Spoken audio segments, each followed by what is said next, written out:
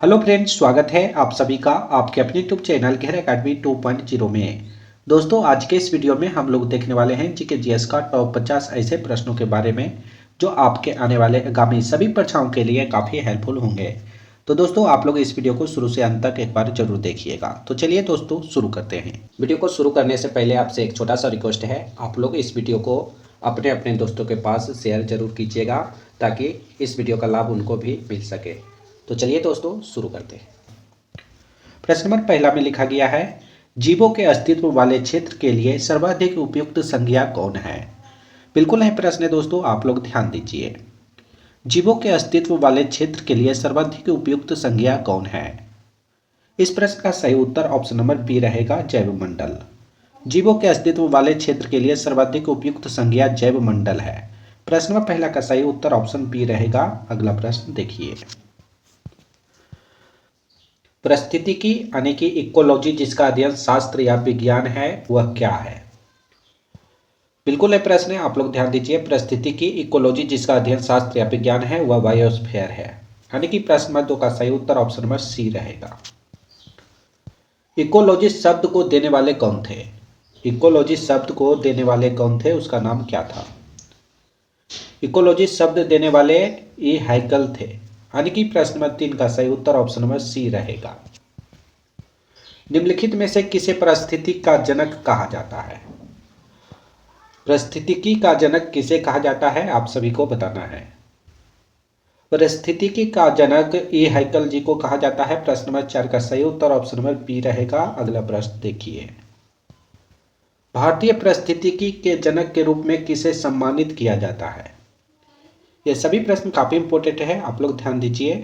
भारतीय परिस्थितिकी के जनक के रूप में डॉक्टर रामदेव मिश्रा जी को सम्मानित किया जाता है। प्रश्न 5 का सही उत्तर ऑप्शन नंबर बी रहेगा। काफी इंपॉर्टेंट प्रश्न है, आप लोग ध्यान दीजिए। जिस शास्त्र या विज्ञान के तहत जीवों के आपसी संबंधों और उनके भौतिक पर्यावरण के साथ संबंधों का अध्ययन किया जाता है उसे क्या कहा जाता है, तो आप लोग याद रखिएगा, इकोलॉजी कहा जाता है। प्रश्न 6 का सही उत्तर ऑप्शन नंबर सी रहेगा। जीवाणु, फफूंद, दीमक, जोक आदि क्या है। आप सभी को बताना है, जीवाणु, फफूंद, दीमक, जोक ये सब क्या है। तो जीवाणु, फफूंद, दीमक, जोक अपघटक और उत्पादक दोनों हैं। प्रश्न नंबर 7 का सही उत्तर ऑप्शन नंबर सी रहेगा। यदि अपघटकों को जैवमंडल से हटा दिया जाए तो क्या होगा। यदि अपघटकों को जैवमंडल से हटा दिया जाए तो क्या होगा, तो आप लोग याद रखिए, यदि अपघटकों को जैवमंडल से हटा दिया जाए तो जिंदगी थम जाएगी, क्योंकि जिंदगी को बचाने वाले पोषक तत्व मृत जीवों के शरीर में ही पड़ा रहेगा। धरती पर पादपों व जंतुओं के मामले का ढेर लग जाएगा। खाद्य श्रृंखला टूट जाएगी, नतीजतन जीवों का विनाश हो जाएगा। यानी कि ये सभी घटनाएं हो सकती है। यदि अपघटकों को जैवमंडल से हटा दिया जाए तो ये सभी घटनाएं हो सकती है, इसलिए इसका सही उत्तर ऑप्शन डी रहेगा। अगला प्रश्न में लिखा गया है, किसी परिस्थिति तंत्र में ऊर्जा के प्रवाह के बारे में कौन सी श्रृंखला सही है। इन 4 श्रृंखला में से आप लोग को बताना है, परिस्थितिकी तंत्र में ऊर्जा के प्रवाह के बारे में कौन सी श्रृंखला सही है। तो आप लोग याद रखिएगा,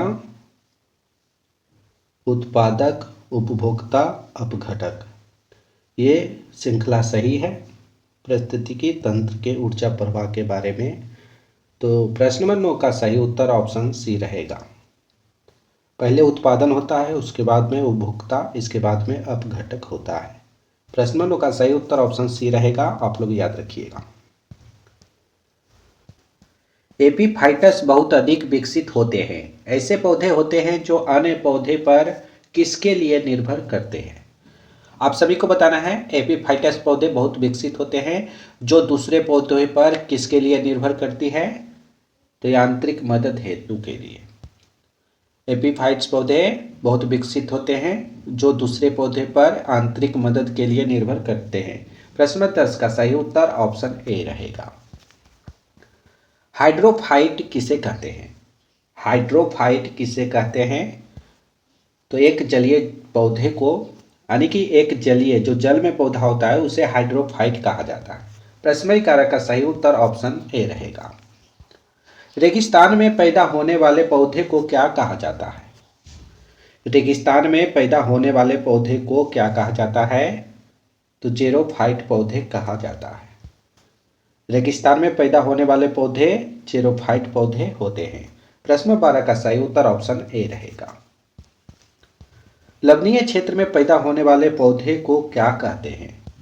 जो लवणीय क्षेत्र, यानी कि जहाँ पर लवणीय क्षेत्र होता है वहाँ पर पौधे जो उगते हैं उसे क्या कहा जाता है? तो हेलोफाइट पौधे कहा जाता है। इस प्रश्न का सही उत्तर ऑप्शन सी रहेगा। पत्थर पर उगने वाले पौधे कहलाते हैं। पत्थर पर उगने वाले पौधे क्या कहलाते हैं? तो पत्थर पर उगने वाले पौधे लिथोफाइट पौधे कहलाते हैं। प्रश्न 14 का सही उत्तर ऑप्शन डी रहेगा। इनमें कौन खाद्य श्रृंखला का सही उदाहरण है? इन चार ऑप्शन को देखकर आप सभी को बताना है इनमें से कौन सा ऑप्शन खाद्य श्रृंखला का सही उदाहरण है। तो आप लोग याद रखिए, इनमें से खाद्य श्रृंखला का सही उदाहरण ऑप्शन डी है, कीड़े, मेढक, सर्पबाज। कीड़े को खाएगा मेढक, मेढक को खाएगा सर्प और सर्प को खाएगा बाज। तो ये बिल्कुल सही है। प्रश्न 15 का सही उत्तर ऑप्शन डी रहेगा। इनमें से कौन खाद्य श्रृंखला का निर्माण करता है? इन चार ऑप्शन को देखकर बताना है इनमें से कौन सा ऑप्शन खाद्य श्रृंखला का निर्माण करता है। तो आप लोग याद रखिए, खाद्य श्रृंखला का निर्माण ऑप्शन सी करता है, घास, बकरा, आदमी। घास खाता है बकरा और बकरा को आदमी खाता है। इस प्रकार से खाद्य श्रृंखला का निर्माण होता है। प्रश्न 16 का सही उत्तर ऑप्शन सी रहेगा। अगला प्रश्न देखिए, घास, हिरण, शेर किस खाद्य श्रृंखला का उदाहरण है? घास, हिरण, शेर किस खाद्य का श्रृंखला का उदाहरण है? तो आप लोग याद रखिएगा, सरल खाद्य श्रृंखला है। घास, हिरण, शेर सरल खाद्य श्रृंखला का उदाहरण है। प्रश्न 17 का सही उत्तर ऑप्शन डी रहेगा। सभी प्रश्न काफी इंपॉर्टेंट है, आप लोग वीडियो के अंत तक बने रहिएगा। प्रथम पोषण स्तर के अंतर्गत कौन आते हैं? इन चार ऑप्शन को देखकर बताना है प्रथम पोषण स्तर के अंतर्गत कौन आते हैं। तो आप लोग याद रखिए, प्रथम पोषण स्तर के अंतर्गत हरित पादप आते हैं, यानी कि प्रश्न 18 का सही उत्तर ऑप्शन डी रहेगा। हवाई जहाज किस मंडल में उड़ते हैं? हवाई जहाज अक्सर किस मंडल में उड़ते हैं? तो समताप मंडल में। प्रश्न नंबर 19 का सही उत्तर ऑप्शन ए रहेगा। समताप मंडल को जेट विमान की उड़ान के लिए आदर्श माना जाता है, क्यों? काफी इंपॉर्टेंट प्रश्न है, आप लोग को बताना है समताप मंडल को जेट विमान की उड़ान के लिए आदर्श क्यों माना जाता है। तो आप लोग याद रखिए, इस परत में बादल और अन्य मौसमी घटनाएं नहीं होती है, इसलिए समताप मंडल को जेट विमान की उड़ान के लिए आदर्श माना जाता है। इस प्रश्न का सही उत्तर ऑप्शन ए रहेगा। अगला प्रश्न देखिए, पृथ्वी पर सबसे गहरा स्थल है। पृथ्वी पर सबसे गहरा स्थल का नाम क्या है? तो पृथ्वी पर सबसे गहरा स्थल आप लोग याद रखिए, मृत सागर है। प्रश्न नंबर 21 का सही उत्तर ऑप्शन ए रहेगा। विश्व का सबसे ऊंचा जलप्रपात कौन है? विश्व का सबसे ऊंचा जलप्रपात का नाम क्या है? तो आप लोग याद रखिए, एंजिल जलप्रपात है जो विश्व का सबसे ऊंचा जलप्रपात है। इस प्रश्न का सही उत्तर ऑप्शन डी रहेगा। निम्नलिखित में कौन सी विश्व की सर्वाधिक गहरी झील है? इन चार ऑप्शन को देखकर आप सभी को बताना है विश्व की सर्वाधिक गहरी झील कौन सी है। विश्व की सबसे ज़्यादा गहरी झील बैकाल झील है। इस प्रश्न का सही उत्तर ऑप्शन बी रहेगा। विश्व की सबसे बड़े मीठे जल की झील कौन सी है? विश्व की, यानी कि संसार की सबसे बड़ी मीठे जल की झील, तो आप लोग याद रखिए, सुपीरियर झील है। इस प्रश्न का सही उत्तर ऑप्शन ए रहेगा। विश्व में सर्वाधिक वर्षा वाला स्थान कहाँ पर है? इन चार ऑप्शन को देखकर बताना है विश्व में सबसे ज़्यादा वर्षा किस स्थान पर होता है। तो विश्व में सबसे ज़्यादा वर्षा मासिम राम में होता है जो मेघालय में स्थित है। इस प्रश्न का सही उत्तर ऑप्शन ए रहेगा। चक्रवात का शांत क्षेत्र क्या कहलाता है? बैकग्राउंड वॉइस के लिए माफी चाहता हूँ। चक्रवात का शांत क्षेत्र क्या कहलाता है? चक्षु कहलाता है। चक्रवात का शांत क्षेत्र चक्षु कहलाता है। इस प्रश्न का सही उत्तर ऑप्शन डी रहेगा। चक्रवात की आकृति इनमें से किस प्रकार की होती है? आप सभी को बताना है चक्रवात की जो आकृति है वो किस प्रकार की होती है। तो आप लोग याद रखिए चक्रवात की आकृति अंडाकार की होती है। प्रश्न 27 का सही उत्तर ऑप्शन सी रहेगा। वायु दाब में अचानक आने वाली कमी निम्न में से किसका सूचक होती है? इन तीन ऑप्शन को देखकर आप सभी को बताना है वायु दाब में अचानक आने वाली कमी किसका सूचक होती है?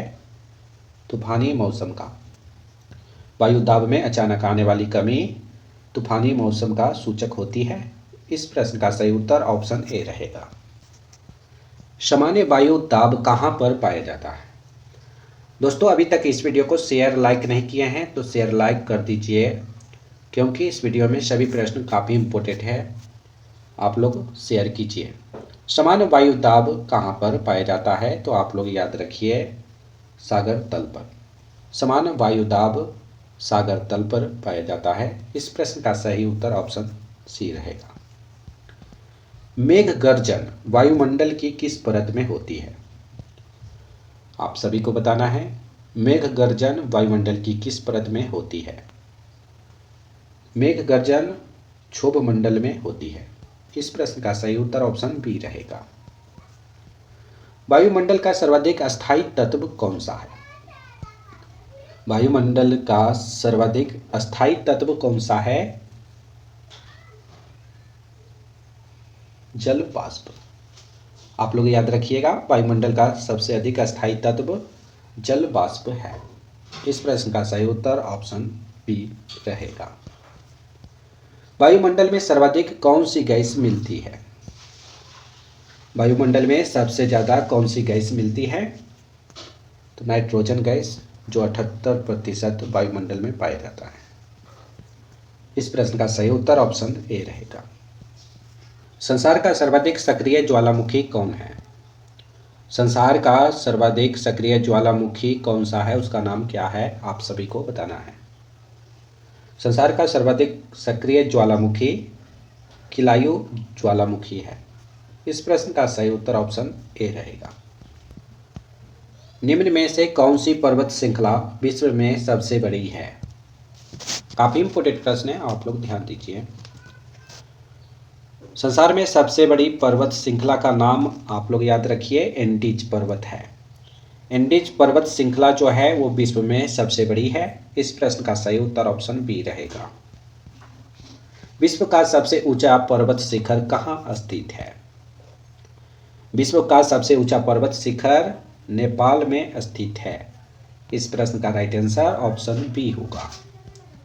निम्नलिखित में से कौन कायांतरित शैल है? इन चार ऑप्शन को देखकर बताना है इनमें से कायांतरित चट्टान कौन सा है। तो आप लोग याद रखिए संगमरमर। संगमरमर एक कायांतरित शैल है। इस प्रश्न का सही उत्तर ऑप्शन सी रहेगा। कोयला किस चट्टान में पाया जाता है? कोयला किस चट्टान में पाया जाता है? पतदार चट्टान में कोयला पाया जाता है। इस प्रश्न का सही उत्तर ऑप्शन ए रहेगा। अंतर्राष्ट्रीय दिनांक रेखा कहाँ से होकर गुजरती है?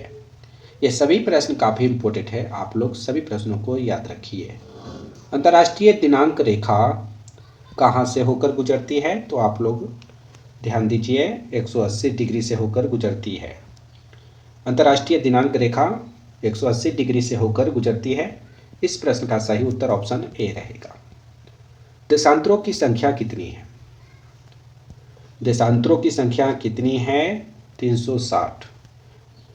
देशांतरों की संख्या 360 है। इस प्रश्न का सही उत्तर ऑप्शन बी रहेगा। कुल अक्षांशों की संख्या कितनी है? आप सभी को बताना है अक्षांशों की संख्या कितनी है। अक्षांशों की संख्या 180 है। इस प्रश्न का सही उत्तर ऑप्शन डी रहेगा। पृथ्वी के भूपट्टी में कौन सा तत्व प्रचुर मात्रा में पाया जाता है। आप सभी को बताना है पृथ्वी के भूपट्टी में कौन सा तत्व प्रचुर मात्रा में पाया जाता है। तो आप लोग याद रखिए एल्यूमिनियम तत्व। पृथ्वी के भूपट्टी में एल्यूमिनियम तत्व प्रचुर मात्रा में पाया जाता है। इस प्रश्न का सही उत्तर ऑप्शन सी रहेगा। मध्यरात्रि का सूर्य किस क्षेत्र में दिखाई देता है। मध्यरात्रि का सूर्य आर्कटिक क्षेत्र में दिखाई देता है। इस प्रश्न का सही उत्तर ऑप्शन सी रहेगा। सूर्य के रासायनिक मिश्रण में हाइड्रोजन का प्रतिशत कितना है। सूर्य के रासायनिक मिश्रण में हाइड्रोजन का प्रतिशत आप लोग याद रखिए 71% है। सूर्य के रासायनिक मिश्रण में हाइड्रोजन का प्रतिशत 71% है। इस प्रश्न का सही उत्तर ऑप्शन ए रहेगा। सूरज की सतह पर हाइड्रोजन के अलावा दूसरा कौन सा तत्व बहुत याद से पाया जाता है। सूरज की सतह पर हाइड्रोजन के अलावा दूसरा तत्व सबसे ज्यादा कौन सा पाया जाता है, आप सभी को बताना है। सूरज की सतह पर हाइड्रोजन के अलावा दूसरा तत्व सबसे ज्यादा पाए जाने वाला हीलियम है। इस प्रश्न का सही उत्तर ऑप्शन ए रहेगा। सूरज के पृष्ठ पर लगभग कितना तापमान होता है। सूरज के पृष्ठ पर लगभग कितना तापमान होता है। 6000 सेल्सियस डिग्री तापमान होता है। सूरज के पृष्ठ पर 6000 सेल्सियस डिग्री तापमान होता है। इस प्रश्न का सही उत्तर ऑप्शन सी रहेगा। सूर्य का प्रकाश धरती तक पहुंचने में कितना समय लगता है।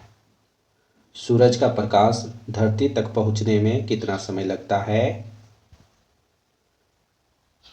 सूरज का प्रकाश धरती तक पहुंचने में 8.3 मिनट का समय लगता है। इस प्रश्न का सही उत्तर ऑप्शन ए रहेगा।